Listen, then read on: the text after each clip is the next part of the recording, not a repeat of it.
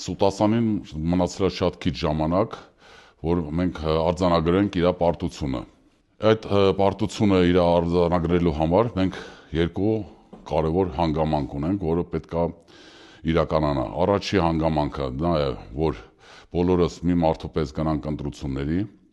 բոլորս պետք է մեր ներկայությունը ապահովենք ընտրություններում, քանի որ մենակ դրա հաշվին ինքը կարող է հաղթել, եթե քիչ մարդ գնա ընտրությունների։ Եվ երկրորդ ամենակարևոր հարցն է, դա կարողանանք ներկայացնենք մեր կոալիցիոն կառավարությունը։ Կոալիցիոն կառավարությունը ներկայացնելու համար պետք է համախմբեն բոլոր ուժերը, բոլոր առողջ ուժերը, այնտեղ չեն կարող լինեն ոչ մեկ այսօրվա ազգային ժողովի ներկայացուցիչներից, այդ ուժերից, Քոչարյան, Սերժ Սարգսյան, Դաշնակցություն եւ իհարկե Փաշինյանի այդ քոչվորների պայմանագրից ոչ մեկ չի կարող այնտեղ լինի, բայց այն ուժերը, ովքեր որ ուզում են որ կոալիցիա ստեղծենք, մենք պատրաստ ենք բոլորի հետ աշխատելու եւ աշխատում ենք եւ կան այդ ուժերը, շատերն են մեր հետ համագործակցում, բայց ես ուզում եմ ասեմ մի հատ շատ կարևոր հանգամանք։ Նայեք, այդ երկրորդ հանգամանքն է, բացի մեծ ներկայացությունից ընտրություններին, մասնակցությունից, մենք պետք է ունենանք մեր կոալիցիոն կառավարության ղեկավարին։ Մենք ամիսներ առաջ ներկայացրել ենք Նինա Կարապետյանցին որպես մեր վարչապետի թեկնածու, եւ դա միակ մարդն է, այսօրվա դրությամբ Հայաստանում մեր բոլորիս ճանաչված մարդկանցից միակ մարդն է, ով իր պատմությունով, իր ապրելակերպով, իր բարոյականությունով, իր բոլոր որակավորումներով միակ մարդն է, ով որ կարող է համախմբել իրականում։ Ոմանք ասում են, գիտեք, ոնց իսկ կարող է ինքը ուժեղ մենեջեր չի, չնայած եթե մոտիկից ճանաչեք, ես մի քանի ամիսների ընթացքում շատ մոտիկից եմ ճանաչել, շատ ուժեղ կամայական մարդ է։ Միայն այն բանը, որ ինքը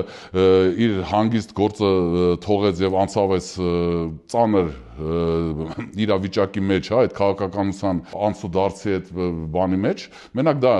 արդեն ասում ամեն ինչի մասին, թե ինչ ձևի, ինչ որակի մարդ է ինքը,